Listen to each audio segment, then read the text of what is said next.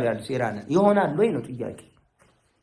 በካስፒያን ባህር በኩል ኢራን ከራሺያ ምን እየተቀበለች እንደሆነ ዓለም አያውቅ ስለዚህ ይሄ የመጠፋፋቱ ጦርነት ማዕቀብ ጥላለው ታሪፍ ጥላለው በዚህ መልኩ ተመልጦ ነገር የለም የኔ ጌታ ትወቀጣለህ ታሪፍ ጥላለው ግብር ጥላለው ምን ጥላለው ለምቦጭንም ጣል ከፈለክ ትወቀጣለህ ሳውዲ አረቢያ የሁቲን ዱላ መቋቋም አቅቷል ድሮስልኝ የሳለ ወገን ያለ ያለች የሳለ ወገን ያለ ቢጨንቃት ሱዳንን ጠራች ገና ነገ ሞቃዲሾን ትጠራለች ሶማሌን ድሮስልኝ ትላለች ገና እንኳን ምን መቻይና እና ይሄ ጦርነት ዋዛ ጦርነት አይደለም ኢራን ያለንኩትን እንደሆነ አትገፋፉኝ ባካችሁ ተውኝ ብላለች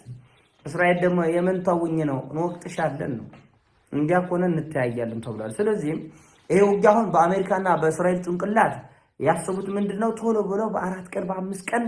ያለውን እሳት ያለውን ቦምብ ያለውን ሚሳኤል ያለውን መሳሪያ ሁሉ ኢራን ላይ ማዝነብ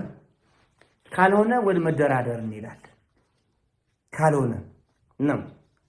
እና ኢራን ባጸፋው የባህረ ሰላጤ አገሮችን ታፈርሳለች ይፍረስ እስራኤልና አሜሪካ አቋም ይፍረሱ ምን አባታቸው ኳታርና ባህሬን አገር ተብሎ ይጠራሉ እንዴ ወለት ስታቸው ከሚጢ አገሮች ናቸው እንኳንስ ኤምሬት ሚጢ አገር ነች እና ከዚህ በፊት በአንደኛ ዓለም ጦርነት በሁለተኛ ዓለም ጦርነት ከዛም በኋላ በተነሳው ቀዝቃዛ ዓለም ጦርነት እና ከመጋረጃው ጀርባ የነበሩ እልቂቶችና ውድመቶች